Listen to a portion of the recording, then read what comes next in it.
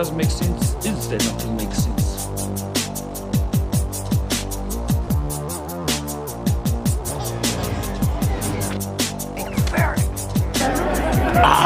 I'm a simple man making his way through the galaxy.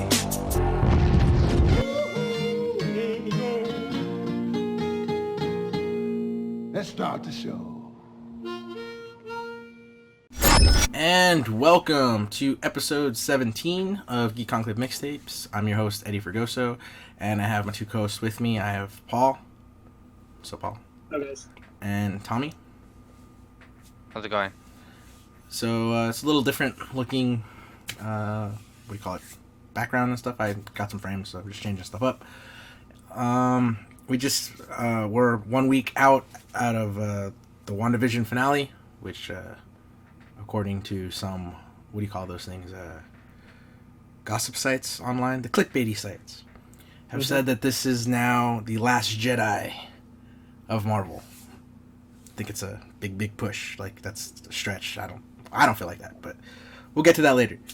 We have the All-Star game, because we talk about everything and nothing here, so sports, talk about basketball, and then some DC stuff.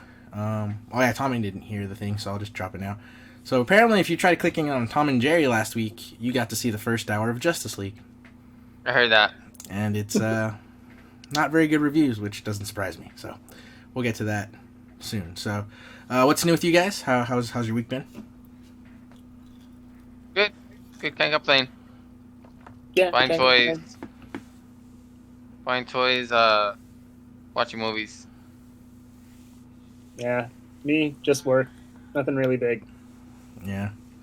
As for me, my shifts now are completely changed. So officially, I'm full time at work now, which is cool. That's good. Good job. The downside. Ooh, sorry, the hiccups from the food. I will be working 2:30 to 11 o'clock until who knows when. So I'm gonna try to ask for like Monday and Friday off as my days off, so that when things get back to normal, we can go to the movies still. Like, still do those late night things and not have to worry. But until then, we'll see. But yeah, I mean that's this past week was crazy. Update on my brother. His car was a wash. So what I'm speaking of, he was in a car accident last week, but he's okay. His car is not though. It was totaled. But we have gap insurance, and that's what that shit's for, so he doesn't pay anything. So, yeah. Awesome. I must have missed that. Did you tell us in the a text or something, or like? I remember playing Remnant. Yeah, when we were playing the video game. Oh, I think it might have been when you weren't on though, because I think I was when me and Paul were playing by ourselves. He's okay though. Yeah, he's good. He was shaken up a couple days after, but I mean, it was just the trauma of being. It was his first major accident. And the guy that hit him was high as hell, so. Oh, wow. So yeah, so he was just more scared than anything, but he's fine. Yeah. So that's all that really matters. But yeah, nothing else to report this week. It's just been, whatever. On the plus side though, for everybody, I'm sure Tommy knows, and pretty sure Paul does too. We're getting a stimulus check, so yeah. Happy stimmy. Yeah, so that's supposedly, I guess it got signed today. So it's supposed to. They said expect it over the weekend. So, yep. Hopefully that comes true because. That's your Xbox, Paul? Yep. Nice. For sure. Yeah, mine's already pretty much spent. That's gonna be my my camera. So I'm gonna get my camera again. Yay. Yes. Which one? The M50 Mark II. So. Ooh. The Mark II. Yeah, I'll be able to get that, and then now that I have a better camera, when I do stream, I'll probably show my ugly mug on the screen now. So in high def? In 4K. And I'm sorry to the viewers. Yeah, my apologies. You gonna say something, Tommy? No, I was gonna ask you your schedule. We'll talk about it after. I need to get these toys over to you because. Oh yeah, I still need to get my girlfriend.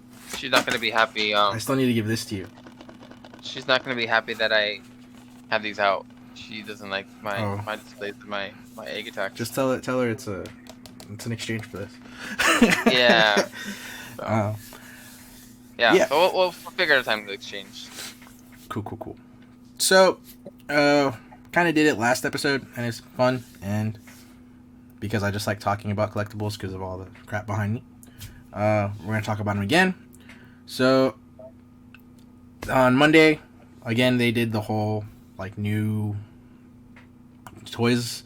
So I'm just gonna get to it. So for WandaVision, oh yeah, spoilers if you haven't seen it, because the figures are her new outfit. So now it's Diamond Select, which I did not know made actual action figures. I thought they were just like statues and stuff.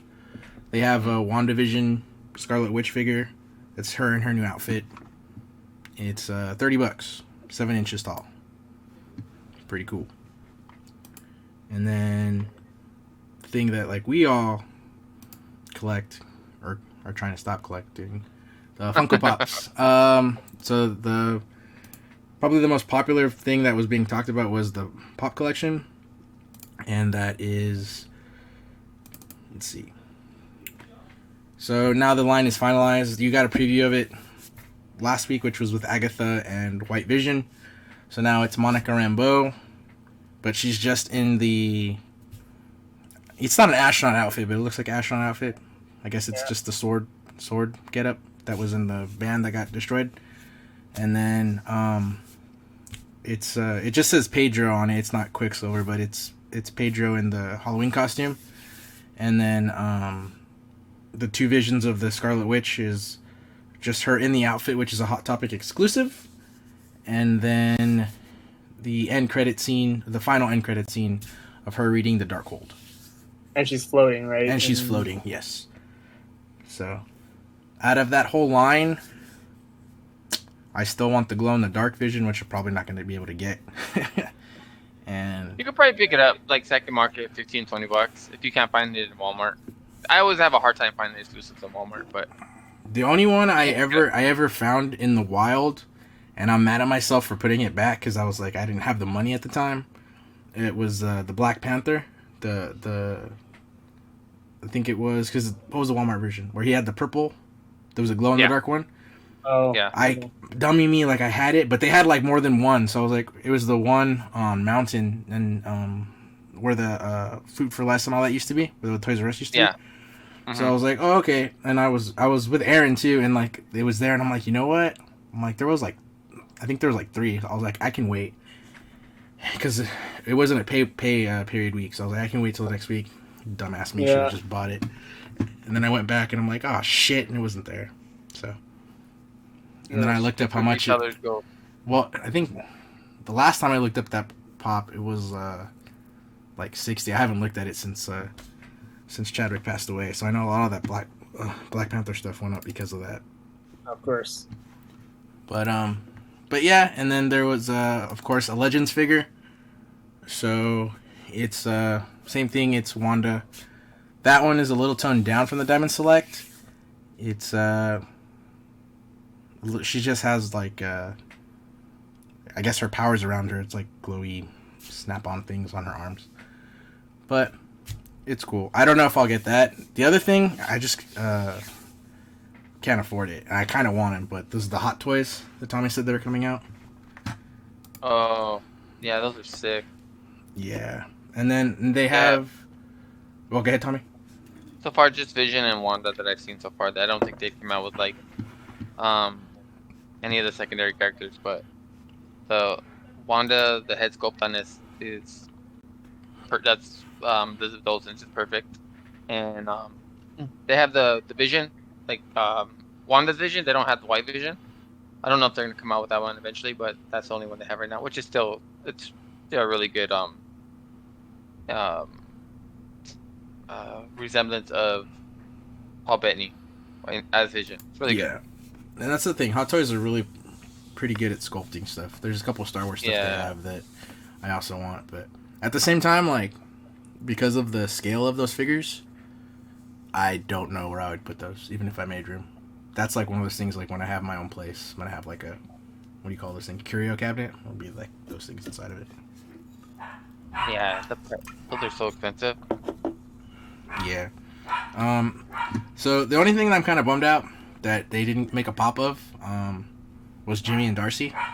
I feel like they should have gotten a pop. Hopefully they do end up getting one. Because I don't even think because they're secondary characters, I don't even think they have one. The Comic-Con 2022 exclusive. Hopefully. Because I didn't know up until looking it up, but her kids are already a pop. Billy and Tommy, the Halloween costume. It was a virtual con exclusive. Yep. Hold on, I'm gonna see what's going on. They're being really loud. I'll be right back. Hold on. Yeah, sorry, my mom just got home. That's why they're barking. Okay. Yeah, so what were we talking about? Funko Pops? Yes. Yeah, Billy and Tommy were virtual con exclusive, and as per usual, the scalping price for those guys is between $80 to $110. Wow. Did they have a? Was that just the con exclusive, or did they have one like a shared exclusive with the store? Do you know that at all, or no? No, there's this because it's supposed to be for Emerald City Con, so it was Emerald City Con and then virtual con exclusive, but I couldn't find who else had it because when you look it up on Pop Price Guide, yeah, we'll look that up right now. They're on there, but yeah, sometimes they'll have a share. Some of them do, not all of them, but they'll have they'll share it with the store. Like Hot Topics will get some of the con exclusives, and then they'll have them at the actual con. Yeah, because Billy and Tommy Halloween, the sub variant is. It just says that there's two sub variants. It's the 2021 Spring Convention Limited Edition, and then just the Emerald City Comic Con sticker. But it's just a Spring Convention. I don't. Yeah. I think they were exclusive to Funko Shop. Yeah, I'm not seeing anything in terms of like that shared exclusive. Yeah, there's just you can get the variant for it, but I mean, if anybody knows where you could have gotten them to get the variant sticker, or if it was just one of those things because it was timed. Oh, I remember the year it's right that. I think it says is it Amazon? Was it an Amazon exclusive? Maybe. I'm not sure. No, this is just... I clicked this link and it gave me a bunch of... No, they were. So, I answered my own question. So, they were Amazon exclusives. That's why. So, I guess if you got them through the actual Emerald City Virtual Con, you would gotten the official sticker. And then the 2021 Spring Convention sticker was Amazon exclusive. And they look pretty cool. It's their Halloween costumes. I think all the Halloween costume ones look really good. Yeah. Would you want to pick those up? Would you want to pick up the collection or no? Out of the WandaVision, yes, and because that's the thing now. Because like I am gonna move some stuff around. I'm gonna try, cross my fingers, to stop buying every pop I see of everything I like. So I'm gonna just try to keep it to like MCU stuff and Star Wars stuff, like mainly like Bounty Hunters and Mandalorian stuff and Rey. So as far as like the Star Wars pops that I know are coming out that I want the Rey with the yellow lightsaber, and then some of the Mandalorian stuff. But as for like MCU, because I still actually need, like I was looking at like Avengers that I need, and I still need a Doctor Strange pop. I do need a Scarlet Witch pop, so I would get her. I need Vision. I pretty much have everybody else in one form or another. And then of course I have multiple versions of Star-Lord, but yeah. I think the only other non-MCU and Star Wars pops that I am going to buy is because I need them to finish the collection. I love that show as a little kid, and they brought it back on Disney Plus, is Dinosaurs. I need to get the baby and Earl Sinclair. So I have everybody else, but not those two. Mm-hmm. Yeah, I'm looking at the prices for the WandaVision line of Funko Pops, and they're super, super high right now, but... It's also because of the hype. Like, most of them are commons, though. Like, some of them are like exclusives, but The only common ones, exclusives, out of the ones that are exclusives, like the Pedro Halloween costume, the White Vision, the Walmart one, Scarlet Vision, Hot Topic, the Chase figure that Paul has. If I could find it, I would get it. But as I don't like the exclusives, the only one I really want is the White Vision glow in the dark, because I want the Scarlet Witch reading the Darkhold, and that's just a common. So Lump them together. yeah, I'd want those two together. And then I don't know if I'd want Agatha. I know my sister does, but for me, I don't know if I'd necessarily want the Agatha Pop, because I don't really have too many of the MCU villains. I just have Thanos, Ronin, Ego. Well, the whole Guardians of the Galaxy 2 line, so Taserface and the Collector. wow. Paul's Chase is going for $75. Yeah. It's already I'm all- an investment. That was And sick. technically, I bought it for like $10 because when I went to Disneyland, the what's it called Legacy Pass holders get 30% off. Oh, wow. They let that apply to Pops? Yeah. Oh wow, because well, no, I think my sister's discounted applied for it, because I know she want. Oh no, I don't think they let, because it was a park exclusive. The Guardians of the Galaxy, the collector one. Like okay. I remember she said that they wouldn't give her a discount on it because it was an exclusive. So anything that's an exclusive now, I know they took that away from them, which kind of sucks. But a little behind the scenes for that. So I came up. Yeah, big Yeah. come up. They didn't give me a straw.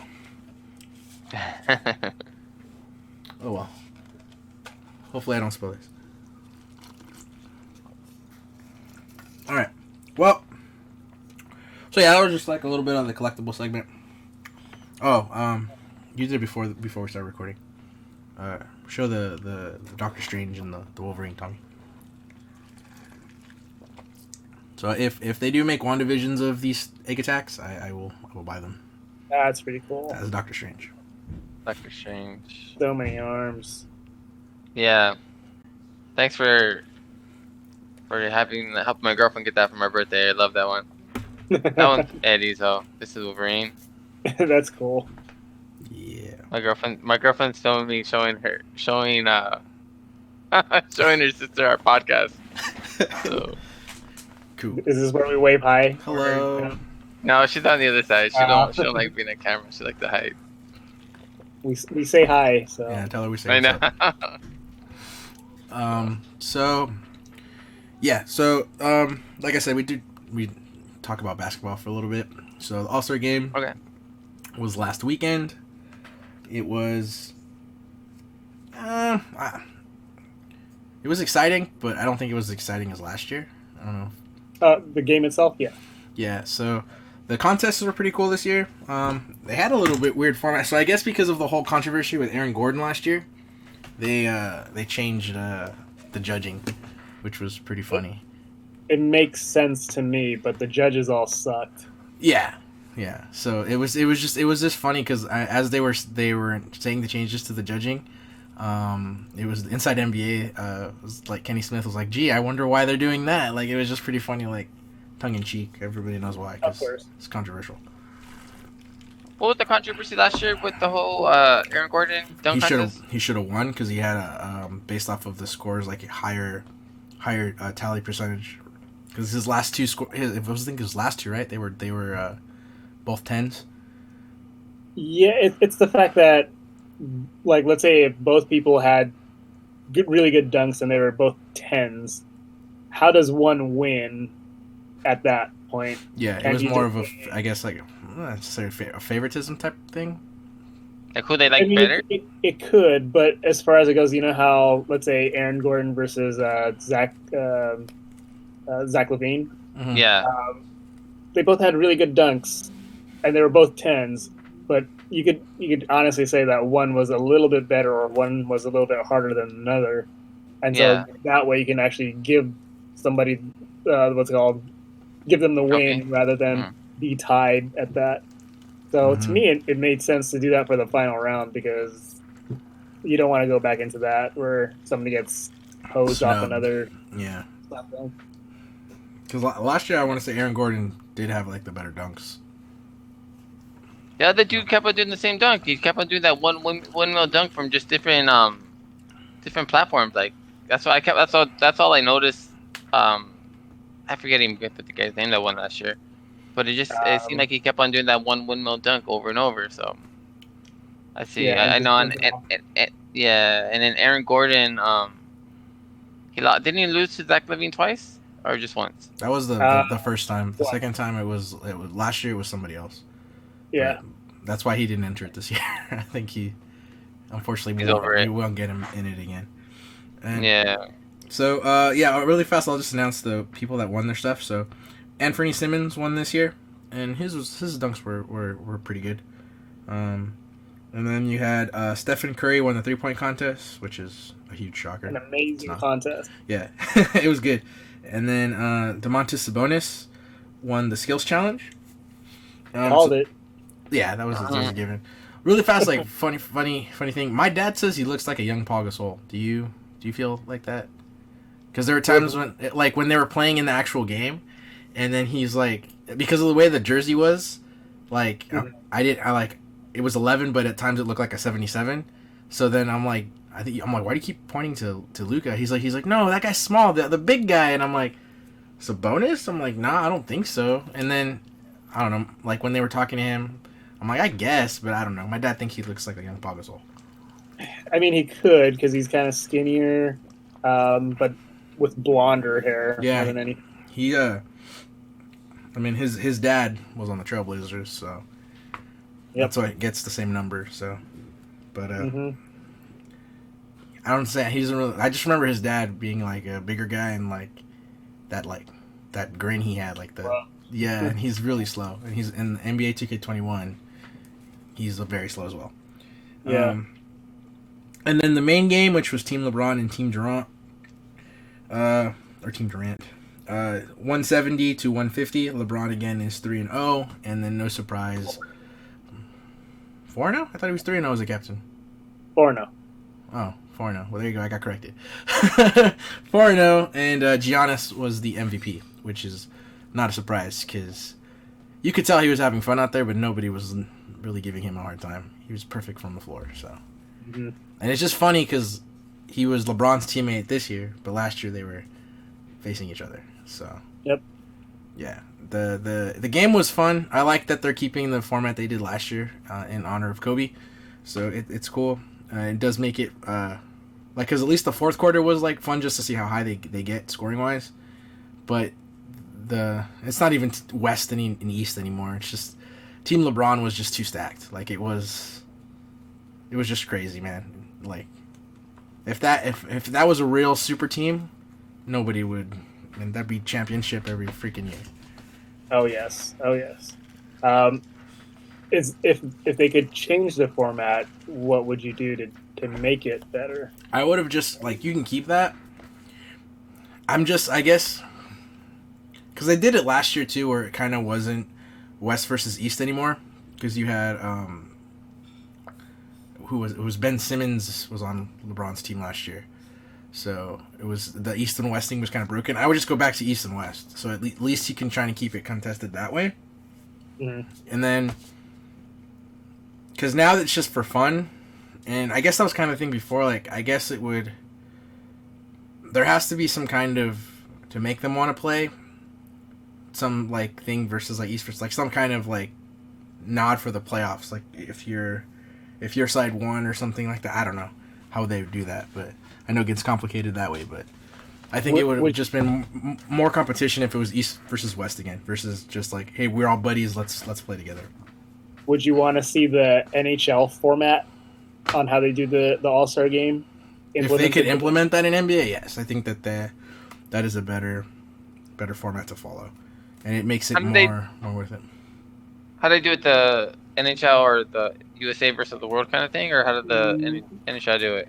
So what NHL does is that instead of doing it East versus West, they just have each individual teams per per conference. So there would be Pacific Pacific Conference, a North Conference, what's it called East Metropolitan. Yeah. So like for us, there would be like three conference teams per for East and the West. So you would have 6 teams, but you could technically get more all-stars, and they would basically be playing mini games until there's like one final game against the conference on there. It's like a mini bracket, basically. Yeah.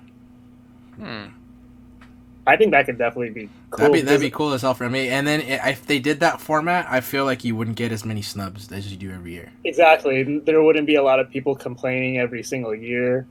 Everybody gets their time to shine, at least in one part of the game or another. They could put something in terms of like one conference gets an extra, what's it called, a bye week or something like that. Like something to make it like competition wise. But yeah, if they did it that way, and you could still do a whole week, because you could have like, you know, they still have the Rising Stars challenge in like the beginning of the week.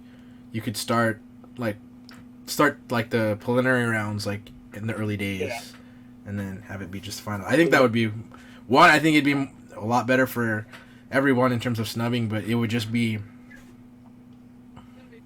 I don't know. I just think it would cause everything to be just a lot more entertaining All-Star game. I thought it was kind of entertaining. Did you guys have a particular like favorite moment from the All-Star game? I would say just Giannis dunking on everybody was pretty, like it was just like every time he did it, like at least in the fourth quarter, because he was like perfect from the floor. It was like you were just waiting for him to kind of miss, but he didn't miss. So it was like one of those things. Like, it was just like every time he kept going, it like everyone just kept getting more animated. So that kind of made it fun. That's what kind of stuck out to me. Anything, Tommy? I just wish it would have been closer. I like some of those, like some of my memories from the All-Star game is when it comes down to like the final like few possessions, and then they really start playing, and there's like a 20-point blowout. So yeah, that didn't really live up to those. Yeah, I know. Last year was just more entertaining, and it might have been because it was the first time of that format, so I think I was more invested. But this year, like I was watching it, but I was also like cooking dinner at the same time, and like I was watching it with my dad in the living room, and we were commenting on it, but it didn't. Like last year, like I was also doing something. What was I doing last year? I was doing something before the game, and then I just stopped doing what I was doing to watch the game because I got like intrigued by it. I didn't have that same effect this year. Like it was still, don't get me wrong, it was still entertaining. It just didn't capture me like last year, because it wasn't like the fourth quarter last year was pretty close, whereas this year it was a blowout. It was just like, you know, it was too one-sided, and that's the thing that kind of it was a snooze fest in that regard.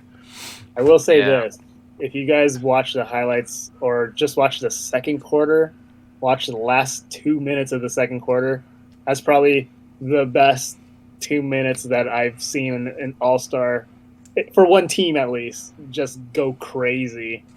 You had 3 of probably the best point guards of the generation playing all at the same time, which was Steph Curry, Damian Lillard, and Chris Paul. And the last 5 possessions, it was, and I wrote this down. Is that when Lillard did was it Lillard? Someone did it from half court? Yeah, but even before that. Oh, okay, because I remember my dad was like, holy shit, he did it from half court. So, yeah. The last 5 possessions, it was a Chris Paul alley-oop to Damian Lillard, Chris Paul alley-oop to Stephen Curry, Steph Curry alley-oop to Chris Paul, Damian Lillard from half court, and Steph Curry one foot inside of half court, all in 5 consecutive possessions.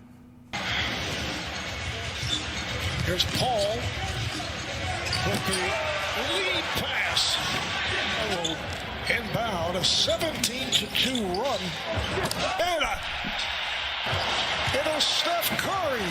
Way to hang on the rim, Steph, like a big fella. Action after that. Come on now. We know the threes, but now you just shot. Come on. What's the deal with these point guards? With 20 seconds to go in the half. Oh, my. You see what you started, Reggie? What I started. You see what you started? Steph Curry with his 6th three of the half. Kyrie Irving with the bucket. The most threes in a half, 7 by Russell Westbrook and by Kawhi Leonard. Here's number 7. Anything you can do, I can do better, Mr. Lillard. And they're on the same team. That's pretty The sick. best 3 guards. You'll probably never see that shit again, but that kind of just like blew my mind for the like 2 minutes straight. It was crazy. That's Yeah. cool. I gotta check out that sequence. It's I fucking think I nuts, missed man. it. Yeah, what'd you think of their jerseys this year? To me, it makes sense, like because it's Indiana. It's the like the throwbacks to the like the '80s Yeah. style jersey. But I wish instead of it, all yellow, I wish it was yellow and then blue and then back to yellow, and then Yeah. opposite for the other For the other side? stuff. Yeah, I was. It was too like it was okay, but I just think it was too much yellow.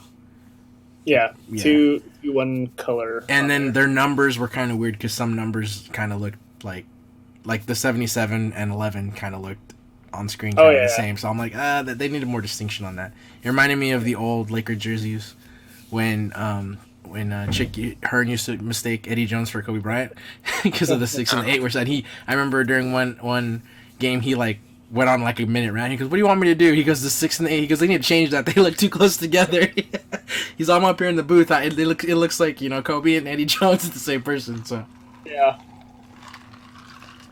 yeah. Would you rather see the All-Star game 3 days like they kind of do, or do you think they could crunch it down to 1 day?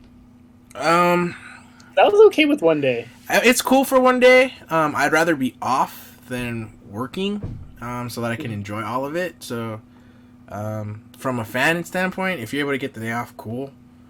I don't really know actually, because the 3 day thing, it just depends. Because there's certain things that I'll skip. So I guess if you do it in a 1 day format, you kind of, I know this doesn't sound like I like everything, but it makes me watch the whole thing. Whereas normally when it's 3 days, I usually just watch the 3-point, the slam dunk contest. Depending on who's in the skills challenge, I'll watch it, but usually I just really care about 3-point and slam dunk. So I feel like it's kind of like an NBA holiday, it being 1 day. I don't even, did they do the Rising Star challenge this year? Not this year. Yeah, that's what I'm saying. They got snubbed this year, but because they're usually on the first day, right? Because it's usually them first day, and the second day is usually the skills. Skills and yeah. Yeah. So. But yeah, I mean that was it was fun. It was kind of, I would say, compared to the other All-Star events for 2020, it was the closest that was kind of back to normal. So because we did get last year's All-Star game was still, I mean there was COVID, but it wasn't a lockdown yet. So I think that was like the last big thing. Yeah. Yeah. So, but I mean, hopefully next year's won't be that at least where everyone can attend it now, because I know now starting, at least here for California, you can start going to, I think opening for the Dodgers, they said that there's gonna actually be fans in the stands. So Yeah. we'll see. So We got to raise a banner, man. We got to have one. yeah, I need to go. have they announced when they're gonna give their rings out?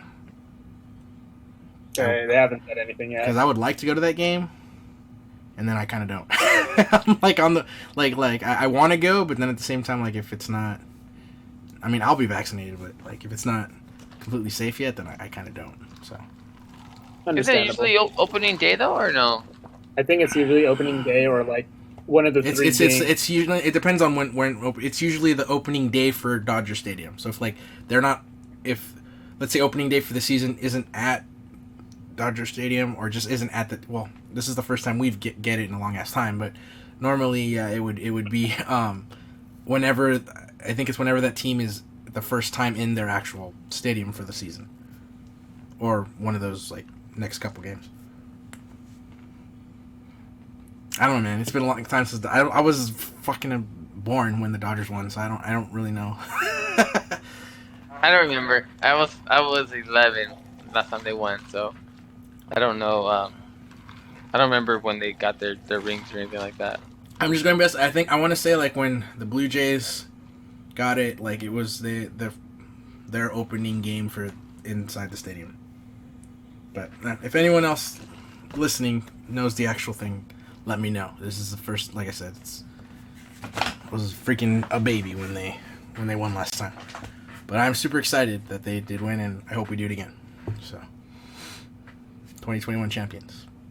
Yep. So, but yeah, that's just kind of the basketball thing. So, we'll shift now to the DC side of things. Minor news. So, they are rebooting Superman. It's being done by Bad Robot. So J.J. Abrams is working on it. So right now it's more, I guess it's confirmed that they're going to do Earth 2 Superman, which is Cal, I should look that up, my bad. But it is the Black Superman. And some people are kind of mad that Henry Cavill isn't getting it again, but if they're going this route, it's a different spin on Superman. I don't know, it's just like it's kind of mixed things right now, but a lot of it's speculation because nobody really knows if they are going that route or if it's going to be the traditional Clark Kent route and it's just going to be a whole new dude. So I was trying to find stuff on it, like from more concrete sources, but it's all like clickbaity, like thingies. So, do you have anything else to add on it, Tommy? Since you kind of read about it. I heard that rumor about I didn't know if it was Earth 2 or they're just gonna change the No, well, Earth 2 is the Black Superman. I just don't remember his. Yeah. It's close to regular Superman's name. That's why I don't want to butcher it. I didn't love it or hate Cavill's interpretation of the character, but what's it called? I just feel he wasn't given a fair chance. Like I didn't feel like he was ever given a good script to work with, so he was kind of handicapped by his directors and his writers. So yeah, it is Kal-El. Yeah, Cavill, Henry Cavill. No, I'm talking about the Kryptonian name for him. Yeah, Kal-El. But I'm guessing Earth 2 version is also the same. And I don't have a lot of faith in J.J. Abrams anymore, so I don't know. He usually just rehashes old movies, so we're probably going to get the remake of the first Superman movie with Christopher Reeves, with just slight tweaks to it. Knowing J.J. Abrams, you know what I mean? Or he could be Superman Returns.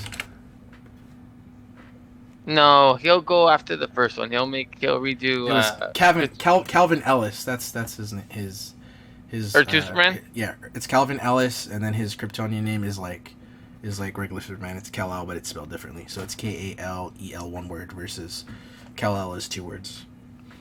Yeah. So. See, with that,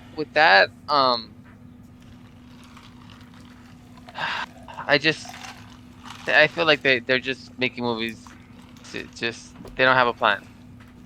Like the blueprint is set forth. Like you could follow Marvel's blueprint, make a bunch of money, make some good movies, tell a good story. But they're just kind of just like, it feels like every time when they come up with something like this, they're just winging it, and they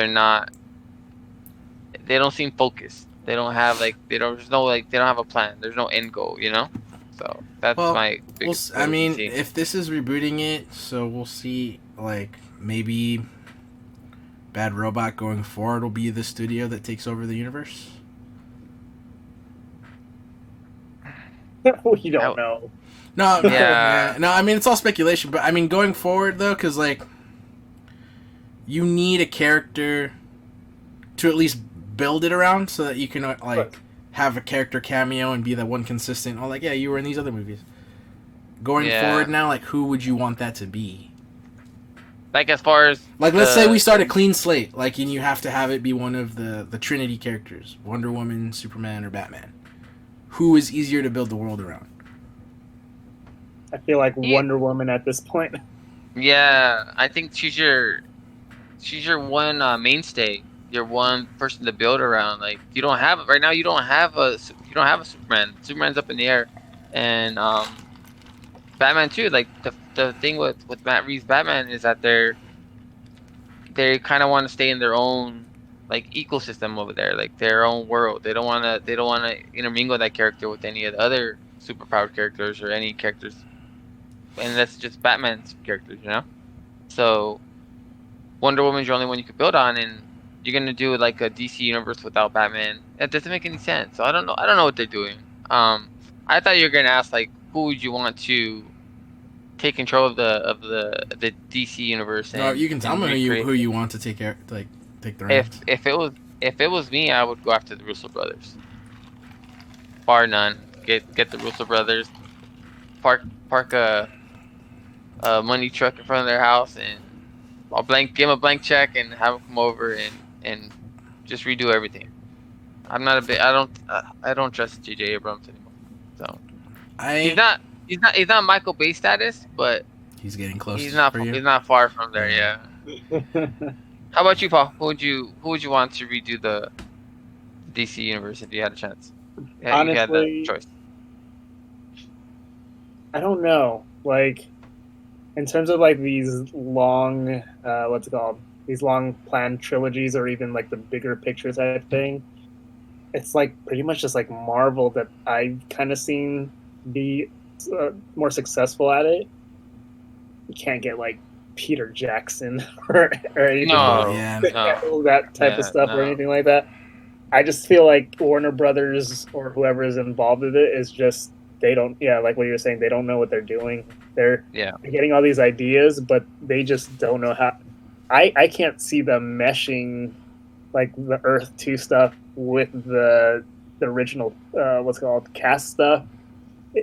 It's just so jumbled that it's kind of like a turn off in a sense. Just when I'm just like thinking, and I don't like it, and it's kind of weird. Like I haven't seen any footage, I haven't heard of anything, and it's just a mess right now.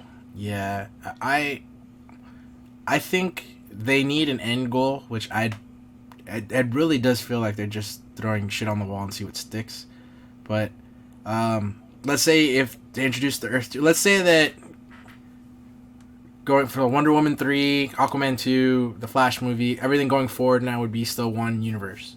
If you're going to bring in Earth 2 Superman, I guess the only way to kind of bring him in with the other ones is, and if you only want one Superman, is you'd have to kill off Superman again, but have it stick this time, and then have Infinite Crisis on Earth, but in movie form, and that would be like how you bring in at least Earth 2, but I don't know. I do think they need to hire one person to like oversee, which has been the thing that we've been saying for every freaking episode when we talk about them.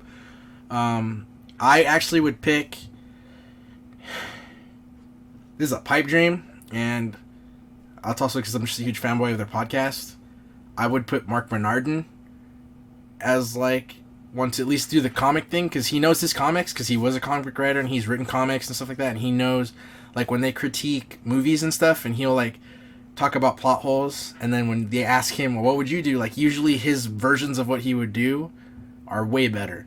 And in particular, like it's not comic related, but it was with Star Wars. Like he had basically, because he was mad how they sidelined Finn in The Last Jedi, and he basically gave them like a whole different version of like what they could have done, and still kind of had the same chasing plot and everything, but it was basically saying that like Finn is doing this whole mission to prove that he's not a traitor, because he said that he would have spitted it that, okay, well, you didn't have any of this issue until we brought you in here, so are you working for the First Order? And he spent it that like he was like, they think he's a spy, which is why they don't trust him. And you have Poe and Rose going with him to do this mission so that he's proving he's not a traitor. I'm like, holy shit, like that alone, it makes it a little more intriguing and gives Finn like a better arc than just what he had. And so just like the ideas he has, I think he'd be like as kind of, I think, on par with Feige in terms of comics, like knowing what to bring in and what to not do. And then the pipe dream, I don't think Kevin Smith would touch it, and I know some people would not want to see it because some people don't like his directing style, but you could have Kevin Smith direct one movie or something. But I'm trying to think like a bigger, like who else has done, like, who I want to do this. Who directed John Wick? Oh. I think the guys that directed John Wick did the fight choreography on The Matrix, and I'm not even sure what the guy's name is. So let me look that. They're good with they're good with action, and those movies are good. But the thing is too, like what we're talking about, is bring somebody in to oversee everything. So when you bring one person in, whoever that person is, they're gonna have to bring other people in to write, direct, do the that's why I would say I would do.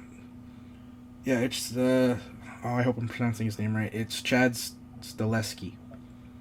That's the dude from John Wick? Dude, he was an assistant director on Civil War.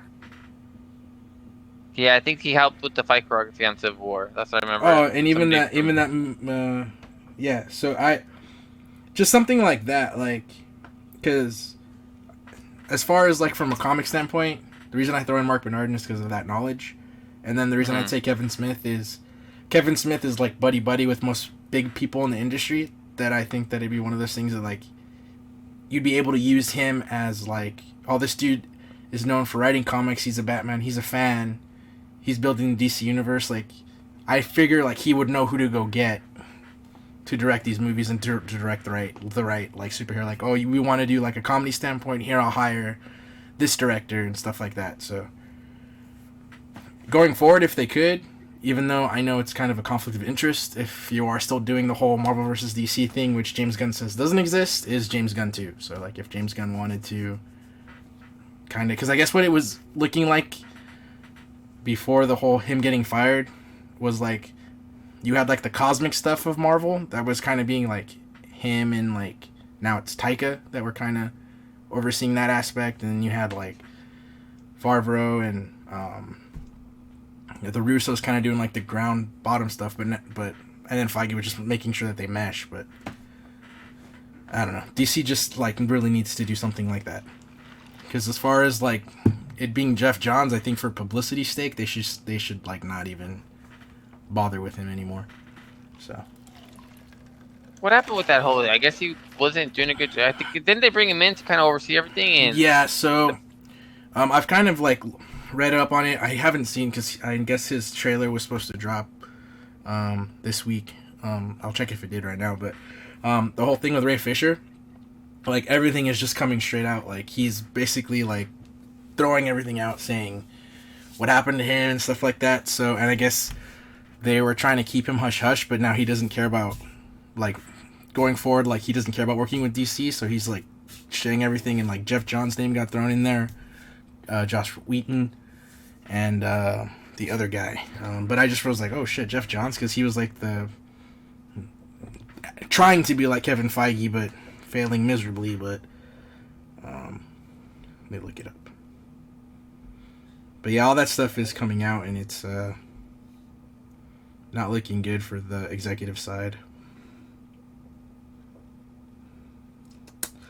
Yeah, because on March 2nd, he posted a thing on his Twitter, and I'll just read it out right here.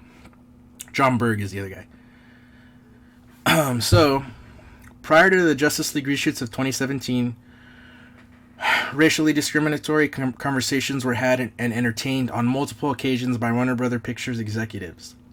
Toby Emmerich, Jeff Johns, and John Berg. Had I been aware of these conversations in real time, I would have addressed them in real time. However, it wasn't until the summer of 2020 that individuals who were in those meetings felt comfortable sharing with me what they had witnessed firsthand.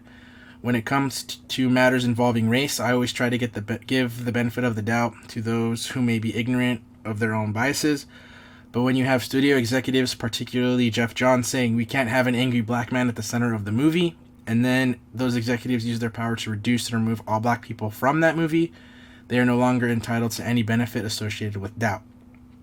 Toby, Jeff, and John were not ignorant over their biases. They understood full well that the racist rhetoric they chose to entertain in those meetings was offensive, discriminatory, and unacceptable. Furthermore, they dared not speak those things to me, nor any other black person associated with the film. Instead, they chose the cowardly route of gaslighting, complete with extremely problematic requests such as asking me to play Cyborg like Quasimodo, and forcing a scene to be reshot so they could highlight the existence of Cyborg's penis. Unfortunately, those were just some of the issues. We now know that the leadership at Warner Brothers Pictures lied to the cast and crew of Justice League and to the world about Zack Snyder picking Joss Whedon to finish the film. The truth will continue to reveal itself, and as it does, there will be likely attempts to shift blame completely into Kevin, I'm going to butcher his last name, Sushihara and Joss Whedon, but make no mistake, Jeff Johns worked intimately with Josh to overhaul the entire Justice League script. And while Jeff was not credited as a co-writer of the film, he was certainly an enforcer of the race-based discrimination that occurred during his conversations with Toby and John. Zack Snyder's Justice League stands as proof of and opposition to that discrimination. I am indebted to the participants of the Justice League investigation. They have put themselves at great risk to share the truth. I owe it to them, I owe it to my peers in the industry, and I owe it to all black people to stay the course. Onward, gratefully, Ray. And then he has a tagline, A greater than E. P.S. Walter Hamada owes an apology to all the participants of the Justice League investigation. It doesn't matter how strong your opinions are, if you don't use your power for positive change, you are indeed part of the problem. And it's a quote from Coretta Scott King. So, some crazy shit, man. Yeah. And I guess, because, like, as far as I've gotten in watching the Justice League movie, was that scene. And I don't know if I've made like, just like, I didn't like that scene when he was like, I'm a monster. I'm like, why the hell is he talking like that? And then now knowing that that's not how he was supposed to be played, it makes complete sense. So yeah, I mean, I'll actually end up watching the original or the Joss Whedon version of Justice League on Sunday. So I'm gonna live stream if people want to watch. I'll be talking mad shit. Yeah, you gotta watch it to kind of see, but yeah, that's a big mess they got going on over there. So that's why I'm thinking, like, from a publicity standpoint, yeah, you'd cut ties with Jeff Johns. So yeah, is he still writing for DC though? I know he's on some stuff. I think he had moved over to the TV side of things. Yeah. But they might like slowly do away with his stuff because a bunch of stuff is coming out. So we'll see. Yeah, that's tough.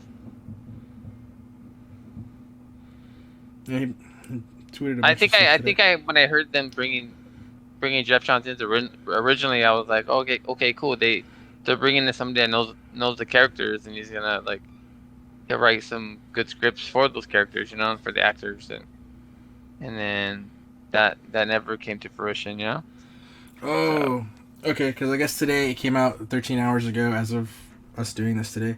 Kiersey Clemons, she's back in the Flash movie, so she was in Zack Snyder's Justice League as Iris West, so she's been in the scenes that they showed.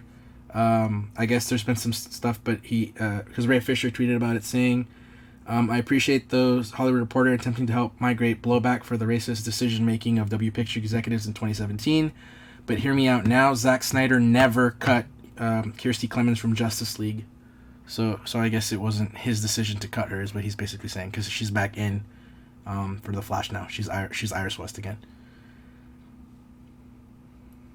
Too much drama. Yeah, we'll see what it's. Well, because before that too, so I guess there's kind of truth to what's been going around, but I don't know, it's kind of a mixed bag. So going forward, just for integrity point, this is all speculation, rumor. There's hashtags for it, which I knew was going to happen. So, in regards to this Kiersey Clemons to star in the Flash movie that the Hollywood Reporter printed out, Ray Fisher tweeted, "A sight for the sorest eyes, smiley face, hashtag restore the Snyderverse, at Snyder Cut." So, now that this is being completed, there's been rumors now that there will be a Justice League Part 2 and a Justice League Part 3, and that they're going to continue the Snyderverse with Zack Snyder back on board. And then there's things that you can read that say he's not on board, but like they're going to continue his thing. And then before this all started, you had WB coming out and saying, yeah, this movie's finished, but it's not going anywhere. It's just there. So don't really know what to believe. according to this, Ben Affleck is still out. Henry Cavill now it's in limbo because apparently before this whole J.J. Abrams Superman movie, he supposedly re-signed a contract to be Superman. I could never find a concrete article for that. That was all the We Got This Covered, the comicbook.com, all the clickbaity sites. No, like Hollywood Reporter or like Deadline or Variety. None of those like bigger publications that have clout, actual clout, were able to back up that thing. But it's all up in the air. So it's all like speculation. How I said earlier at the top of the episode, when Tom and Jerry came out on the Friday, anybody who tried to watch it, not everybody, but some people were able to watch the first hour of Justice League, the Snyder Cut version. It's also got mixed reviews. Some people saying they didn't like what they saw from the first hour, that it was boring. Kind of what we said here, beautifully shot but dull. So, I don't know. So that doesn't make me excited for it. Just saying from that standpoint.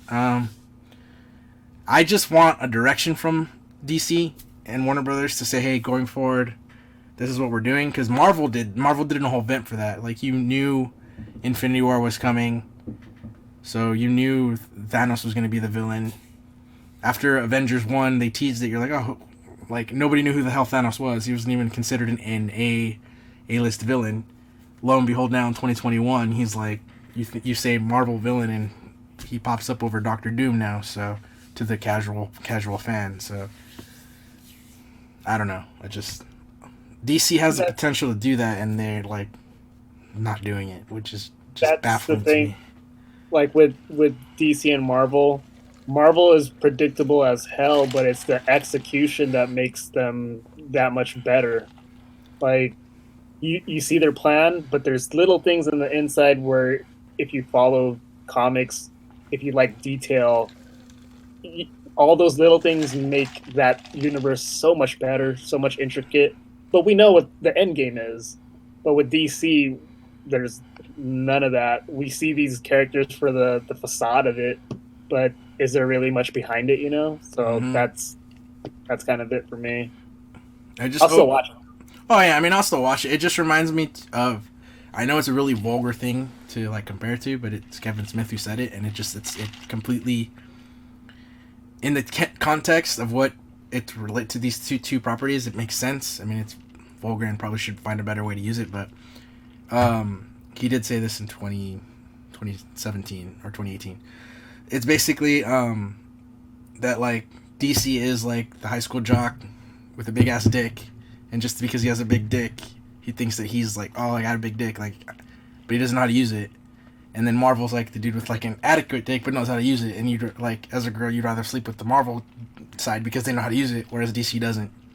So yeah, I know it's vulgar, but it made sense. It's Kevin Smith who said it. He said it more eloquently than me, but I was like, oh shit, that's funny, and it stuck. It's like, it's true, because like they have the bigger superheroes, Wonder Woman, Batman, Superman, and Marvel didn't have Spider-Man. They started out with Iron Man, who honestly, he was known, but not like, he wasn't an A-list character. I think he was like C-list at the most, because it was Spider-Man, and usually most people, because of the cartoons, will always tell me it was Spider-Man and X-Men were their bigger properties, and X-Men was at Fox, so they didn't even have their big guns. They had to start from scratch, and they decided to build it around Iron Man. Yeah, and WB has access to owns all their intellectual properties. They own all their characters. They don't have to worry about buying other studios to acquire the characters that they owned originally. And I mean, we get good movies here and there. Like I guess the Superman movies back in the day were good. The Tim Burton Batman movies were good. Nolan's Batman was excellent, but to tie everything all together, they have yet to do that, you know? So they have then the blueprints sent forth for them. They're just fumbling it away. So there's just too many yes men. There's nobody that's like, you know what, maybe we shouldn't do it this way. And if they are, they're being overshadowed by like everyone else saying, nah, this person's crazy, just do this. Yeah, and then everybody's talking about Zack Snyder, that Zack Snyder's gonna make this movie, and it's gonna like re-energize the franchise. he got fired for a reason. You know what I mean, he made Superman was okay. Batman vs Superman was a big disappointment, critically and financially. And he was in the process of making Justice League, and they seen what he was doing on it, the work he was doing. Based on the work that they seen, they fired him mid movie. Said, you know what, we're gonna bring in Josh Whedon that did the Avengers and have him finish it in his vision. So they seen what he was doing. They fired him for a reason. And then now they're bringing him back in to stir up some hype for the HBO Max. So we're gonna watch it, but our expectation level, I don't think is gonna be where we'll all see. I think he has a loyal, a small but really vocal fan base, and that's the people. These are the people that are calling for the Snyderverse. Like me, you, and Paul were like, "Nah, we're good. Like we see what he does. Like he's then we'll go do something else." You know what I mean? It's just one of those things where I feel like he tries to be like a meta director, and it was like, because Batman vs Superman, I know like it's a broken record with me, but I'm sorry, Batman just doesn't kill. So when you break a main role of a character, it's gonna be hard for me to follow and say this is that character going forward. So, but there's little things that he did in that movie. It was like, no, I read the comic. Look, like this is straight from the panel. Okay, yeah, it is, but you got the whole reason of it wrong. But it's little stuff like that where like he tries to be meta. Like, look, that was in the comic. Look, it's a tribute to the fanboys, and it's like, to me, the way it comes off in his films is kind of just like see, I read the source material. Shut up and just enjoy like I know what I'm doing. That's what it feels like to me. And yeah. And I don't know. I could be too harsh on it that way, but that's just how I take it. Because don't get me wrong, Marvel has a couple on the nose, like, references to the comics, but the way that it's done in the movies, like, it doesn't really hit you over the head with it unless you're looking for it. Does that make sense? Like, yeah. So, yeah. Was there anything else specific in that 1 hour of Justice League that people were mentioning? I just tried to find it, and I think if anyone else talked about it, I think WB made them pull it. Obviously. Yeah, so it's because the embargo wouldn't be lifted on that until, but I don't think they're giving anybody early access except people that actually worked on it. And I think that it would be like a regular film. The embargo wouldn't happen till Wednesday night, if there is one. So when are you guys planning to watch it? Well, on Thursday. Yeah, since I get my shot that day and I'm off, hopefully I don't have any side effects and I'll be okay to watch it. But because the next day is strictly just Falcon and Winter Soldier. Yep. Make sure you hydrate. Make sure you eat enough, and then when you get your shot, you should be fine. I don't foresee you having any side effects. Make sure you're hydrated. Well, I mean, just the next, like I said, for the first one, just the next day. Huh? Yeah. You love the movie, right? I was gonna say, lost my train of thought. Damn it. My apologies. I forgot where I was going. We were talking about the movie. No, it was in regards to the shot. Oh yeah, no, I was just saying, like, I've been trying to change my eating habits just in general. So yeah. Like, I've been eating a little more healthier. With the exception of right now, I've been pretty good at not drinking soda, but they got me a soda, so it's a Sprite. But once in a while, it's not too bad. Oh, by the way, you gotta watch that movie. I think I told you about it last time. I think I sent it to you as well. Captain Fantastic. It's in Netflix. It's a good movie. Watch it with my girlfriend, and then we watched Safe House as well. If you haven't seen it, it's on HBO Max. It's an old movie, so you've probably seen it. That was my first time seeing it. Safe House, is that the one with Ryan Reynolds? Ryan. Oh, okay. That sounds familiar. I think I've seen it. And Denzel. So. Oh shoot, March 14th. I'll look that up. I really want to see Judas and the Black Messiah, so I looked up when they take it off. Yeah, March 14th. So since tomorrow I'm off at 9:00, I'll probably. What's that one about, Paul? It's about the Black Panthers, and then what's his name? Gosh, I just totally forgot his name. Malcolm X? not Malcolm X, but Fred Hampton. It's kind of his story, and the guy who kind of betrays them. He works for the FBI and all that stuff. So it's a really really good movie about like the civil rights and everything, and then what they do at the end. If you don't know about the Fred Hampton story, it's pretty crazy. I gotta check it out. I got a few days, I guess. Yeah, Maybe watch that one tomorrow. You have till Sunday. So Definitely a good watch. I like all that history stuff too. So civil rights, that's right up my alley. So if you like that, you'll like the Notorious B.I.G.'s documentary. All right. Is that already out, or I thought that was coming out? It came out this week. Oh, okay. It's good. Watch that. The beginning almost made me cry, but it was good. Yeah. Where's that one? Where's that one streaming on? Netflix. Okay. Yeah. Check it out. Since when we did the like kind of year wrap video in the beginning, the Milo the cat, like he's been going big on the Biggie stuff. So. Very much so. I noticed. Yeah. Yeah. So that should be like a good thing to watch. But I have time for that. It doesn't get pulled. Well. So yeah, we'll shift gears now to the finale stuff of WandaVision.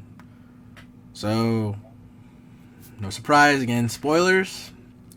This is going to be like an interesting thing. Like, we'll talk about it and then talk about like how expectations can also ruin someone's enjoyment. So, with that said, the finale is, I guess, dividing the fan base. I don't see how, but I know all three of us liked it. Just to sum it up, the finale, well, the elephant in the room was literally after I posted our last episode predicting it. An article came out saying that Paul Bettany, Tommy was right. How Tommy was like, oh yeah, I think it's just Paul Bettany, because that was like kind of the rumor of what was going on. Yeah, Paul Bettany was in tongue-in-cheek, just trying to be funny. He was the actor that he always wanted to work with, which was himself. So it was the whole White Vision thing. That was the Luke Skywalker cameo. And I guess a lot of people stuck to that and got pissed about that. It was whatever with me. So there was no big reveal in the episode. It was the finale was basically White Vision confronted Wanda's vision, Agatha versus Wanda.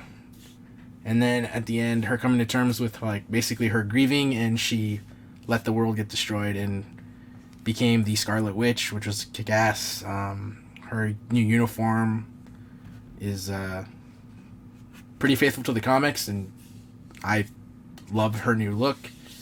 Trying to think what else.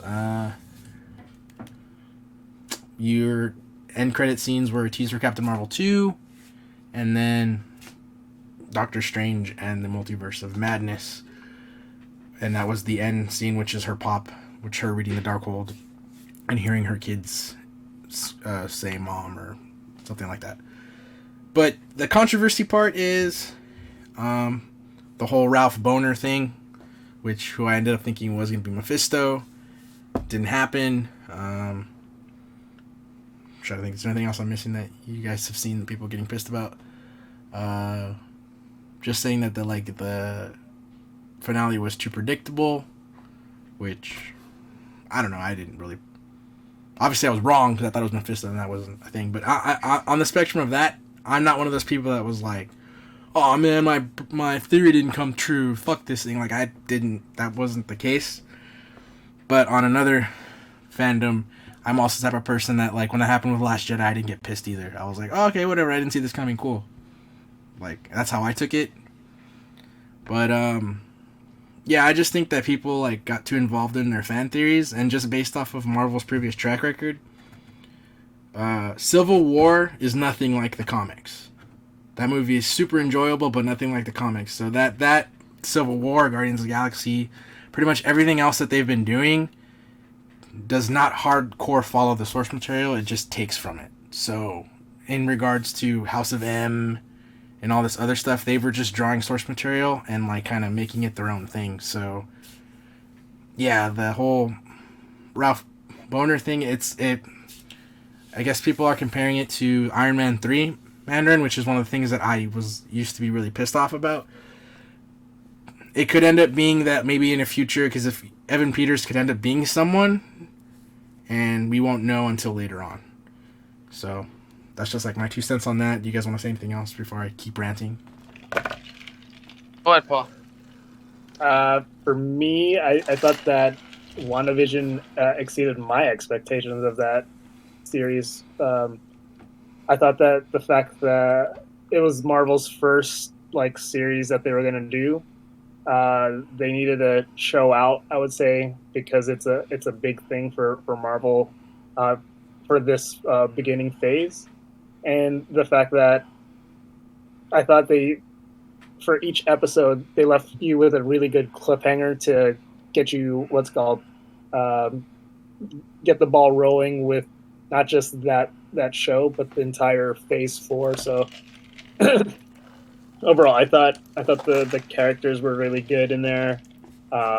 Besides the points that you were just mentioning, to me those are just pushovers.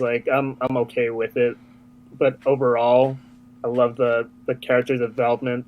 I don't think that this could have been done without the series format, because how we were talking, how you said that it was about three and a half hours worth of content.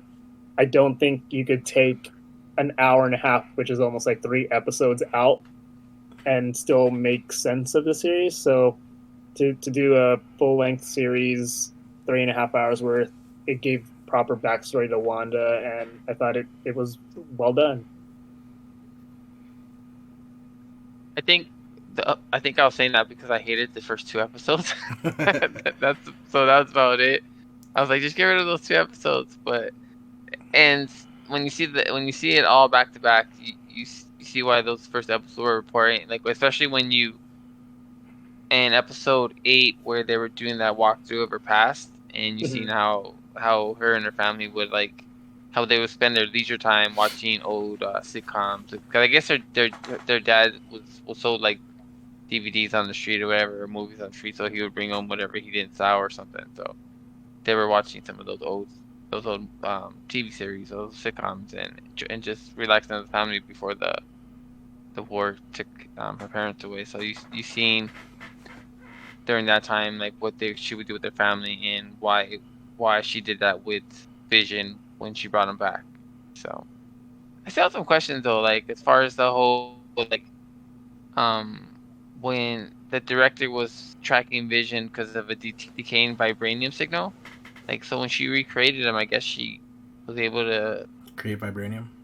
Yeah, so that's what I'm tripping out on. Because as far as from a setup standpoint, because that's the one thing that I think some people are forgetting. It's okay, this wasn't supposed to really end anything. It was just to keep it going and set up stuff, and I think it did that perfectly. Because the questions that I do have that I hope we get answers to. And it doesn't end up being Abomination in Incredible Hulk movie, but I guess he's finally going to be put in something now. It's where did Vision go after getting his memory back? Wakanda. I'm just saying go ahead though. As far as I guess her kids will be probably in the next thing. It would be the whole Ralph thing and Agatha. Where did Darcy go? And then as far as Jimmy's thing, their other thing, they kind of just had a loose end. What do you call it? They were the loose ends left of the show. But as far as setting it up though, I think it did that great because you want to know more, and to me it was a satisfying finale. That tweet I sent you guys that someone put where it was the 2 Spider-Mans and it was Game of Thrones finale and WandaVision finale. I think that's a huge hardcore stretch, not even close. No, not at all. My girlfriend was saying that she wanted a spin-off with Darcy and Jimmy Woo. She just wants to see more about more of those characters, But I wouldn't want it to get to the point where it was Agents of S.H.I.E.L.D. and they're kind of just doing their own thing in their own world and not interacting with anybody else. But I would want it. I would want those characters to be more like how Rosario Dawson was in the Netflix series, where she was in Luke Cage and Daredevil, and she was the night nurse pretty much, and would pop in some of those TV series. So I would want to see those characters appear in those series like that, like in Falcon Winter Soldier, and pop in some of the movies when it's appropriate, not just. Well, as far as like film in there. Their original entities in MCU is Jimmy Woo was in Ant-Man and Wasps, so he could be in Ant-Man 3. Darcy could be in Thor and Love and Thunder. Or going forward now, because if they're technically, like, I don't know if he's going to end up working with S.H.I.E.L.D., or even if they're going to end up working with S.W.O.R.D., they could end up being in Captain Marvel too, if there's a role for them, so... Yeah. The cool thing is, like, they can still be put in anything else, because they're not stuck with one entity, so... The Darkhold, I guess the also thing is the other question I have is more of a thing, because it's not been answered, and it's more of like with Agents of S.H.I.E.L.D., so I'm going to try to watch that after Falcon and Winter Soldier, because there's like, the way Falcon and Winter Soldier ends, I think we'll have a month, because then it's Black Widow, assuming it's not going to get pushed back, and then you'll have Loki, and then Shang-Chi. So somewhere in between there, I'll try to watch Agents of S.H.I.E.L.D., even though it's not considered canon, but I guess Ghost Rider was the last person to have the Darkhold, so I just want to see where that goes, and if that's even a thing. So if, like, they're going to address Agents of S.H.I.E.L.D., so... I think those shows are not canon. They're not canon, but I know that Kevin Feige was asked about it, and it was basically like he didn't dismiss it. Like, he said that for the story that the MCU is telling, that stuff is not canon, but if, like, fans want to bring it in as canon, he said by all means they can do that. It doesn't take away anything, but he's not dismissing those characters, so I guess that if they needed to do something, from what it sounded like, yes, he was opening to still use those people that have been casted. Which is, like, playing it safe answer, but it's kind of like, if you're a fan of those characters, there's a chance you get to see them again, if Feige wants to do that. Yeah, I think I seen a video, because they brought the Darkhold into the MCU and didn't address where it was at before, because it was in Agents of S.H.I.E.L.D. with because I think it would be the book that was stolen in Doctor Strange, right? Yeah, I think I seen a video on that as well. There's when you watch Doctor Strange, there's an empty spot. That maybe, I don't know if it was that book per se, but there was another book that was missing from that library besides the one it was the one that he took in the first one. Maybe. But I know that there was already a book missing.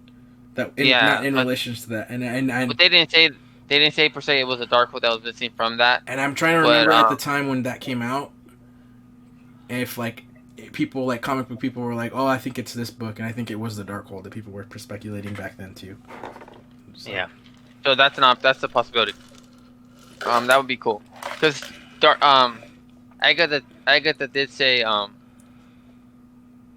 what did she say? She's said stronger that than the Sorcerer Supreme. The Sorcerer Supreme. So she said his name. So and then you guys, I think Paul brought that to our attention last time, that Scarlet Witch is going to interact with Doctor Strange 2 and Spider-Man 3. So yeah. Yeah. I mean, the like, I've seen the finale twice. I'm gonna watch it all again. It's just kind of hard now that my mom went back to work, but I'm supposed to sit down and watch it with my mom and watch all of it now that it's finished. Did your mom watch every week or no? She hasn't watched any of it. She watched up until episode 4, and it was just because she was too confused. So she wanted to watch the first. Well, she ended up watching the first 2 because it reminded her of I Love Lucy, and that's, like, her favorite TV show. So she watched it for that aspect. And I remember the second episode, like, she was like, what does this have to do with the Marvel movies? And I was like, they're going to get there. It's just going to take a while. And so, like, because she didn't want to, like, she knows that I don't mind answering questions, but, like, at the same time, I get annoyed if you ask me too many questions during the thing. I'm like, let me watch it. I'm watching it with you. I don't know. So she wanted to wait till it was done till she could ask me questions. And then it was ironic because the fourth episode explained everything, and I was like, oh, if she had to watch the next one, she would have already, like, she wouldn't have questions, but she just wanted to wait till it was done. So we have to watch from 4 to 9, so I have to watch 5 episodes with her. So I really enjoyed going over and watching it again with my girlfriend. Like, we were able to watch it from 1 to 9 without having to wait a week between the episodes. Like, maybe we'll skip, like, we'll watch a few this day. I think we watched it over 2 days. But it's cool watching it, like, because she was, like, she likes I Love Lucy. I don't. But, so I didn't like those first couple episodes, but she didn't understand. I'm like, oh, what's going on? He just died in Infinity War. How is he back? Like, and they go, you have to watch, kind of see where everything's going, whatever. So, so I did enjoy watching it with her and explaining some aspects without giving stuff away. So, it's enjoyable, and it's, I don't know. I don't know if I do agree with Paul that it is better in the TV format, but I don't know if it could have been made into a movie. Like, I'm still. We'll see. I mean, that's the thing with all of these Disney Plus stuff. We'll see if Falcon and Winter Soldier follows the same thing. It's like one of those things. Like, if you want to give it like a super cut, if it could end up being a movie. So. I mean, as long as it's entertaining, and it was cool. Like what Paul was saying. Like, they had a show out and they did a good job, and you see how everything's connected. You know what I mean? How Endgame just happened. Infinity War and Endgame just happened, and now we went into WandaVision, and how everything kind of flowed seamlessly to WandaVision, and how now, like, we're all wondering, okay, now where are they gonna go next with this? You know what I mean? So we'll see where Falcon and Winter Soldier take us after this. You know? Yeah. Where we end up at. My favorite things from, like, the finale were just, like, I guess her character, well, I guess the series in whole, because, like, basically she went through, like, all the stages of grief. It was like denial, acceptance, the sadness of it, and then, like, the relief of it or whatever. So, and that was, like, over the course of all 9 episodes. But yeah, and it's I guess there's also, we'll see, because it comes out tonight at midnight, is the making of it. It's Avengers or WandaVision Assembled. It's like the Disney Gallery version. I guess because I haven't listened to it, but I guess the director for WandaVision went on Kevin Smith's podcast and kind of broke down some stuff, and I guess due to the pandemic, some stuff was cut out. So I guess there was supposed to be one more episode. It was supposed to be a 10-episode series, but due to time, they didn't film it. And I guess it's rumored, and I don't know if that wasn't a thing, but people were saying that, like, her cat was supposed to be a demon, and they just didn't have the time to do the effects. Well, that's where the whole Mephisto thing came, and then saying that's where everyone's saying, oh, that Ralph is supposed to be set up. But he did bring that up, saying that, like, they wanted to cast Evan Peters, and it wasn't necessarily, like, to troll everybody, but it was just, like, they knew that if they put him in there, that it would cause people to talk about it and cause people to be speculated and invest. And that's what it was. Like, it was a PR, like, it was a marketing move to cast him in. And it worked. And it was just one of those things, like, people were pissed off that the payoff wasn't what people wanted, but it could end up being something later down the line. Like, they could address it later, like, in another short. Like, the whole thing with the Mandarin, he's going to finally appear in Shang-Chi, the actual Mandarin, and Ben Kingsley's character got abducted. So I don't know if there'll be a conclusion for that, but it was in the short film before, was it Thor? Was it Dark World?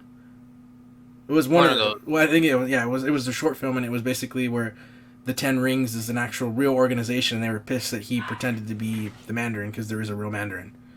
So when that came out, like, I was like, oh, holy shit, they are going to really do the Mandarin. Okay, cool. So then I wasn't so mad about Iron Man 3. Mm-hmm. So, the reason I think this is different in terms of that is that they weren't saying he was, like, in universe, they weren't saying he was Mephisto, so it wasn't... Because the reason I got pissed about Iron Man 3 was when, what's his name? His character.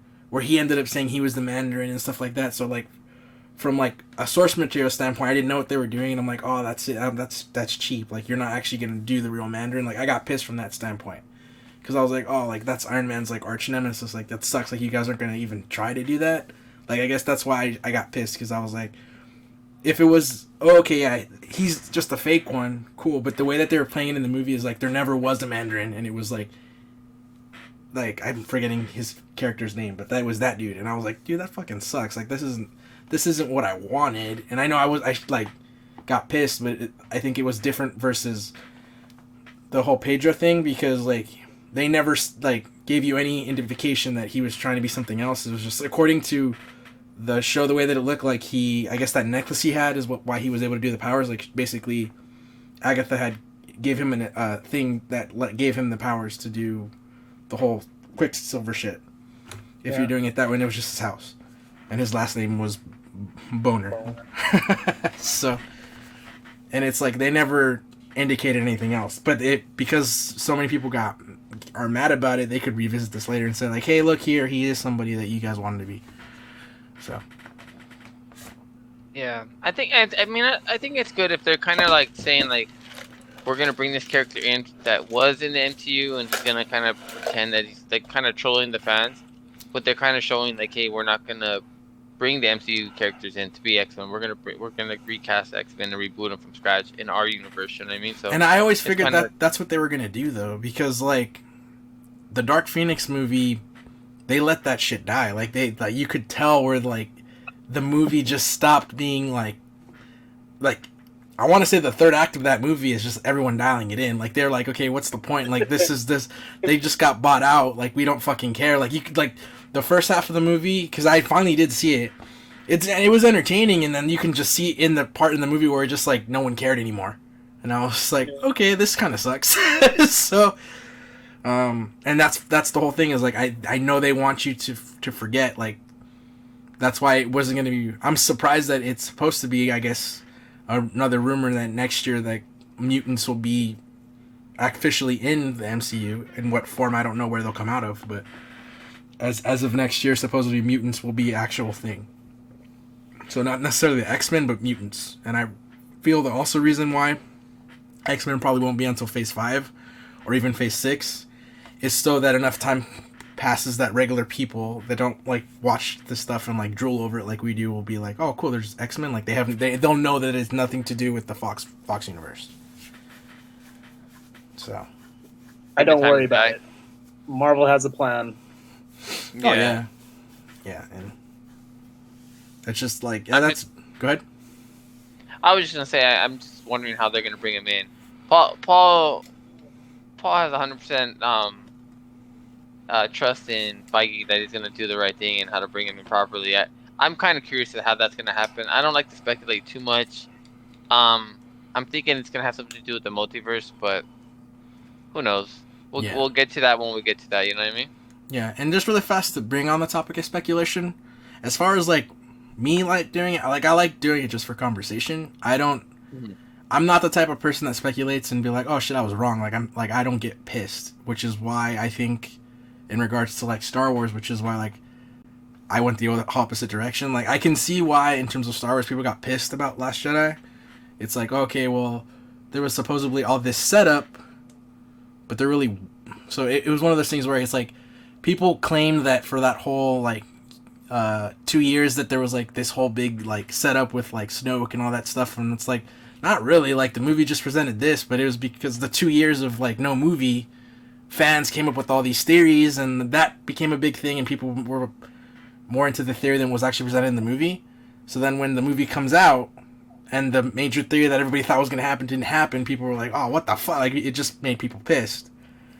And whereas, like, on the opposite spectrum, I was like, oh, cool, they're not going that route. Okay, cool, let's see where you go with this. Like, I was like, okay. Yeah. And that's kind of how I was with WandaVision. Like, based off the comics, I'm like, oh, well, you know, it could be Mephisto. And then he never showed up. Doctor Strange didn't show up. Magneto or Professor X didn't show up. I wasn't pissed about it. I was like, oh, okay, cool. It was one of those things I'm like, well, I should expect that because Civil War wasn't like that. So, like, it was one of those things, like, I'm like, oh, the track record, like, Marvel doesn't follow hardcore source material, because in regards to my favorite version of them Guardians of the Galaxy, Ego is not supposed to be Peter Quill's dad. So, like, it's like they redo things to make sense for MCU, and for the most part, I don't think I've, like, disagreed with anything they've done. Like, Fox Universe, I can give you the whole freaking list and then some of all the shit they did wrong. But Yeah. yeah, I don't know. I really think that people, in terms of speculation, need to, like, kind of chill. Like, if it doesn't happen, then, If WandaVision was a movie, then there would be no chance that people can speculate because you don't have that room to breathe in between weeks, and that's what I think kind of caused all that stuff. So, yeah. People are going crazy with like different numbers and like, oh, this number it references this comic book, and then this comic book this happens, and because this happened, this is gonna happen. They were going nuts on those. Well, I mean, it's been like that for the longest time, because I didn't know about those things until like a couple months before Endgame, because I tried staying away from shit, but I didn't know that people were hell speculating that, like, where the stones were, that they were basically spelling out Thanos. And even the Russos were like, we didn't plan that. That wasn't something that like, we planned. Their words is like, it just happened. And then they were saying, because I remember reading in articles that they would say, like, yeah, some of the theories that people threw out there were, like, pretty, like, far out there. And they said there were a couple there, and, like, maybe we should do it this way. Like, they'd, like, say, like, that's, like, they go their own plan, and just depending on where it falls. But no, I mean, that's just, I guess, in general, with anything, people just get mad when shit doesn't go their way. So. But yeah. Anything else you guys want to say? Yeah, I'd like to say that Elizabeth Olsen should get at least a nomination for Best Actress for an Emmy.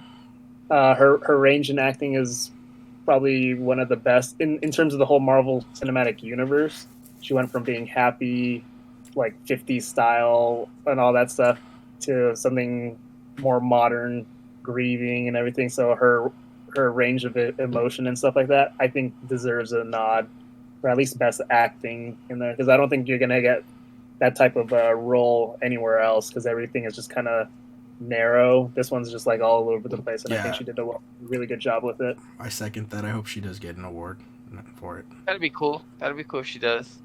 And if that happens, that would be like the first like big award, like for an actor, at least, right? From I don't like from a they've won an Oscar for it. Well, yeah, because Heath Ledger was with the Dark Knight for a comic book movie, but did he win or did he get nominated? No, he won. No, he won posthumously. Yeah, but that's why some people were saying that, like, it was because some people were saying, like, if he was still alive, he wouldn't have gotten it. I don't necessarily know if that's the case. That's like a whole nother can you can open for that, but. Yeah, for at least from like superhero movies of recently, like, that would be a pretty big award. That's not like a like special effects or something like one of those things. So yeah, I feel like that kind of gets some deserve to get at least a nomination at the very least. I think she did a really good job. Yeah. On the flip side, would you cast Paul Bettany as a main actor, or would it be more of a side character? I feel like supporting. Yeah. Because there was like that scene when you brought it up. Like when I've watched it again, like that whole argument in the second episode when with that whole end credit scene. Like, dude, that is like some fucking good acting. And then like from a filming standpoint, like, yeah, he had to be like in makeup, come back out, go in makeup, and then the way this is like, dude, like to get back into that role again, like, and to be yelling and shit, like, yeah, that was good acting. Yeah. So. Tommy, is there anything else you want to add? No, I think we covered everything. Yeah. Just kind of want to know where they're going with it from here. You know what I mean? So I don't think Falcon and Winter Soldier are gonna. I don't think they're gonna reference WandaVision. Like, WandaVision was their own thing in their own, like. I don't want to say her own world, but it probably happened over a few weeks in New Jersey, and who knows if Falcon and Winter Soldier will. What time place it takes place? I know it takes place after Endgame, but I think they might do like how they did with Infinity War, like it's a spiderweb type effect. Like if you put it on like if you threw up all the movies on a chart, Like you can see like the timelines of where they're in between movies. Obviously, this will be before Doctor Strange, so we'll see. Because if there was no pandemic, WandaVision, like if WandaVision still would have happened now, and then in May we would have had Multiverse of Madness, so we wouldn't have had to wait a whole year. So, I mean, granted, it would have been back to back. Yeah, and I think that's obviously the end credit scene. I think is a setup for that. So, because I think would we have gotten Spider-Man? I think Spider-Man was supposed to be in July, originally. I have to re-look that up again, but yeah. So, because as far as that timeline, since it's a direct thing, Spider-Man will be the closer entity of opening what happened there, because of the whole multiverse thing. If that whole multiverse thing is true, so because now we'll see how pissed people will be if Tobey Maguire and Andrew Garfield aren't really in Spider-Man, which Tom Holland has said they're not. But weren't they seen on set though? Like photographed on set, or no? I don't know if that was real. That's one of those things. Oh, okay. It's like it's it's a double-edged sword. I don't really want to go looking for it. I'd rather be surprised if it was real in the movie. But I know that they were rumored to be casted, and it all started off with Jamie Foxx being cast in Spider-Man 3 or Spider-Man No Way Home now as Electro. But he even said he wasn't the same Electro. But people were thinking, oh shit, because of Far From Home, the multiverse is a thing now, and they're coming out with the movie Multiverse of Madness. And that was again people just going with the whole hyping off of a sentence. It's like, oh, I'm gonna make this in this whole big thing. So if anything, you should teach people to just be patient. I agree. Be patient and what's it called? Appreciate what is already on the screen. Yeah. So I mean I'm hyped for it either way. Did you have any knowledge of those characters though? Like in WandaVision, Agatha Harkness and Mephisto. I know Mephisto, but I never knew the whole witch. No, I didn't know that. I only knew, but I didn't know like the retcon version of like where she wasn't a mutant anymore. I didn't know who Agatha was. I know that she like Scarlet Witch was like trained by a witch. I didn't know it was Agatha, but that's like all I knew. Okay. And then as far as like her kids, I really didn't know that stuff until after the episode. I thought she had a daughter because I thought she had a daughter that had her powers. So I don't know who I was mixing her up with, but yeah. So like I knew a little bit of stuff, and that's why I just like I kind of reread Origins and stuff. But all I knew from before going in and everything was that like Scarlet Witch's most popular comic book line is House of M, and that Vision had done a thing where he had made his own family. And that's what I thought that they were... Like, it kind of was what this was, but that's all I knew that it was. I didn't know everything else that happened, so... But yeah. I enjoyed the shit out of this. Like, it was really, really good. Like, if you could box this up in, like, a Blu-ray set, I'd buy it. So... I'm just thinking how we would rank it. Like, if you rank it as, like, a whole movie, and how we did the 1 to 23... Like where we would place it in that. Right now, because it's fresh, it probably would make it into like my top 10. But I'd have to like let it. I would be down to do that after this phase. So like after phase 4, I would like re-rank everything and see what it like based off what phases are now, like where the TV shows will lie.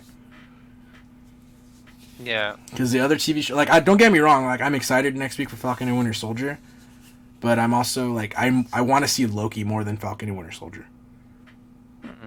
And it's only just because of it's nothing against, like, Falcon and Winter Soldier, because I know there's going to be cool characters, but it's just, like, they're more, like, I don't want to call them, like, average, but, like, they don't have any, like, cosmic entities or something like supernatural stuff, per se. Like, it's more just, like, Baron Zemo is, like a terrorist, so it's just, like, your traditional, like, military-ish things. Like, yeah, he has like he can fly and like he's, you know what I mean? Like it's not like supernatural element. Whereas Loki is going to be with the whole time cops and like him going in space and stuff like it's got more of a sci-fi-ish feel. So that's why I just want to see, like, I'm more interested in where that's going to go versus where Falcon and Winter Soldier is going to go. Like Falcon and Winter Soldier obviously is going to be grounded. it could be going the whole different route and bringing other people, but from what I've seen in the trailer, it's just like, okay, like he's a terrorist, he's being Falcon is being assimilated as Captain America. So I mean, I hear what you're saying. I'm excited for anything right now, any kind of new content. So I'm looking forward to Falcon and Winter Soldier. I don't even know. I guess Loki comes out right after that. June 11th. Yeah. Looking forward to all of that. So, should be fun. Yep. Hopefully it's good. I'm sure it will be.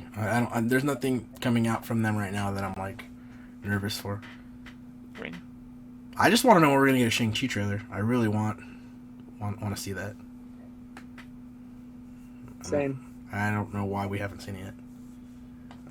Unless the footage is like we have to wait because of certain movies. I don't know. They're trying to like keep everything close to the chest now. Not release anything too soon. I think it's just because who knows. I think what it is because who knows where we're at as far as with the pandemic and people getting vaccinated and how soon before the theaters everything opens up all the way, everywhere. I know certain states have opened up already, but before we're all like the world is open up because that's where they make their money, like world box office, not just domestic stuff. You know what I mean? So well, I know. There's an article today saying that like from the U.S. standpoint that they're hoping that like the way that they're trying to push the vaccines and everything that like come 4th of July it would be as close as being back to normal as possible. Hopefully. So, I mean, as far as like from a movie standpoint, like Shang-Chi comes out the second week of July. So if that's the case, I would like to go see it in theaters. Which if it is by means I'm gonna try it. But I think that's what's holding stuff back. Like I could see that from announcing stuff because who knows if they have to delay it again. You know what I mean? So it's like I understand why. I'm like you though. I want to see a trailer to get me excited about what's coming out, but I understand why they're holding stuff back. I guess that would make sense because it's like, well, one of those things like because there's like Black Widow is so close to like coming out, but it's one of those things like they don't know if they're gonna push it back again.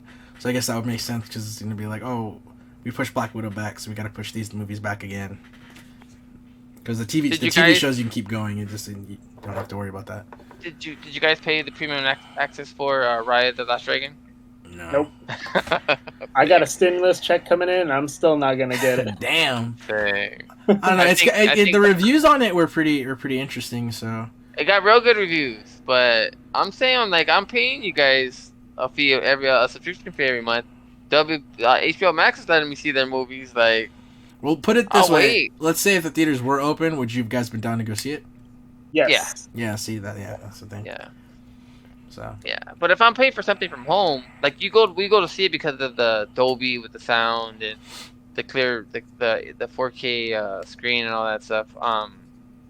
So we're cool with not being able to own it just then, but to buy something from home and not be able to own it, like. I get it. Yeah, I know that. I know that's where I've seen a lot of that where people are like, "Well, I'll pay the $30 if I get to keep the movie after." So, yeah. And I think you already get to keep it for like 3 days. Yeah, it's a weird thing. So I'll wait. I'll pay $3.99 to rent it, but I'm not paying you $30 just to watch a one-time thing, you know? Yeah. Well, we'll see. Like, hopefully, if theaters open up here, the way that it's going for California. Since everything's slowly opening, because I know my buddy who works at Hard Rock Cafe in Los Angeles, they're greenlit to open 25% capacity inside the restaurant. So he didn't tell me the date, but I know he said that they got the email, so now he's debating like if he should stay or not. But it's like one of those things, like if that's already happening and we're in March, come May, like I'm pretty sure things will be open, and so.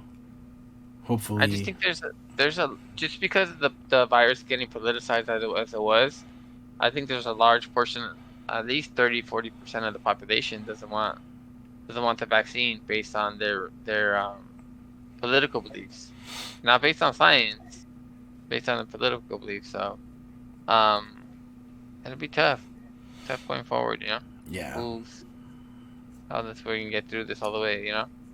So. I'm just hoping. I mean. Out of us now, the next one that needs to get it here is Paul. So hopefully Paul gets it soon. So Yeah, try that website in the morning, Paul. Hopefully, it get you vaccinated ASAP. We'll see. Yeah. So, yeah, we kind of stayed on the same time frame. So, it's an hour and like 45 minutes. Maybe an hour 30 with me cutting some stuff out. So, with that said, that was episode 17. Thanks for listening. And, like I said, on Sunday, on my Twitch, which is Twitch TV/BucketheadEddie88, I will be streaming Justice League, the Josh Whedon version. Talking some shit, not gonna lie. It's gonna be me shit talking.